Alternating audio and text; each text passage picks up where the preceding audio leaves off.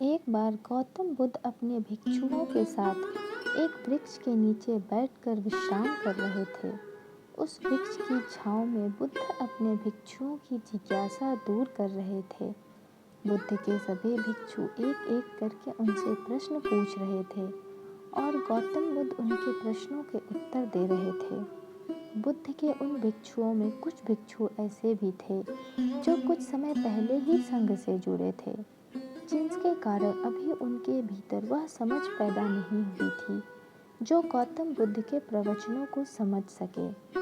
गर्मियों का समय था, सूरज अपने चरम पर था और चारों तरफ धूप ही धूप थी, लेकिन उस वृक्ष के कारण बुद्ध और उनके सभी भिक्षु आराम से छांव में बैठे हुए थे। इतने में ही गौतम बुद्ध के एक भिक्षु की नज़र एक बूढ़े व्यक्ति पर पड़ती है जो उस वृक्ष के पास से ही गुजर रहा था। वह भिक्षु उस बूढ़े व्यक्ति को देखकर अचानक से ही हंसने लगता है। उस बूढ़े व्यक्ति की उम्र बहुत ज़्यादा हो गई थी, जिसके कारण उसकी कमर मुड़ गई थी। उस बूढ़े व्यक्ति के हाथ में एक डंडा था, जिसका सहारा लेकर वो बूढ़ा व्यक्ति अपनी मंजिल तक पहुंचने का प्रयास कर रहा था। उस बूढ़े व्यक्ति का शरीर केवल हड्डियों का ढांचा मात्र था। अपने भिक्षु को हंसते हुए देख बुद्ध उससे कहते हैं कि मेरे प्रिय भिक्षुओं, कृपा कर हंसो मत, क्योंकि जिस व्यक्ति को देखकर तुम अभी हंस रहे हो वो कोई साधारण व्यक्ति नहीं है, बल्कि वह व्यक्ति इसी क्षण तुम्हारे जीवन को रूपांतरित करने की क्षमता रखता है। जो आज तक मैं तुम्हें सिखा नहीं पाया, यह वह बूढ़ा व्यक्ति तुम्हें सिखा रहा है।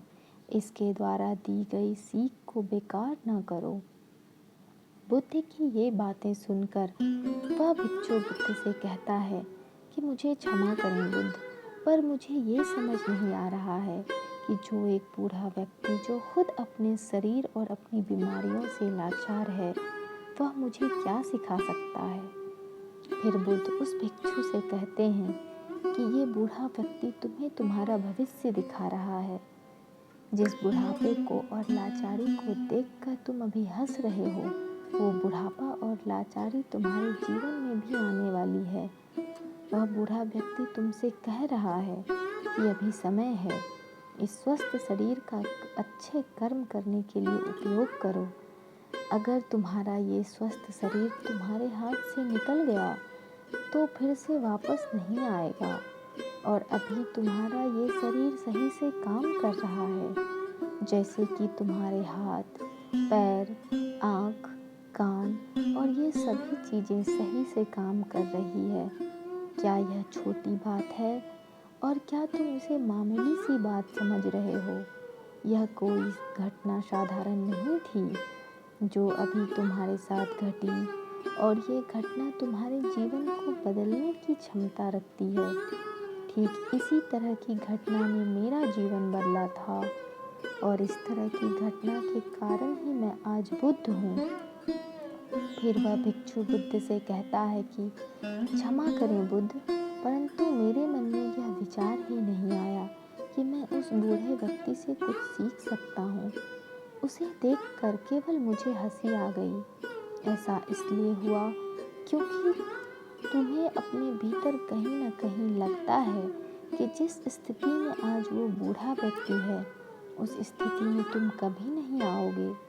जिस बुढ़ापे का और लाचारी का सामना आज वो बूढ़ा व्यक्ति कर रहा है, तुम्हें लगता है कि उसका सामना तुम कभी नहीं करोगे, इसलिए तुम उस बूढ़े व्यक्ति को देखकर हंस पाए। तुमने सच्चाई को नज़रअंदाज कर दिया।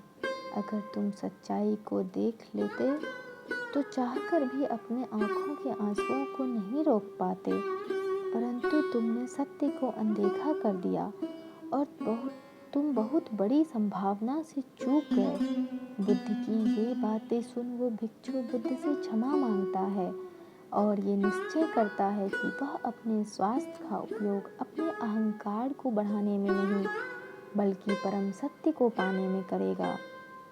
हो सकता है कि आप बड़ी बड़ी समस्याओं में हो, या हो सकता है कि आप परेशानियों में हो, लेकिन फिर भी एक बात को हमेशा ध्यान में रखना है कि जब तक आपका स्वास्थ्य ठीक है, तब तक आप किसी भी बड़ी से बड़ी समस्या से बाहर आ सकते हैं।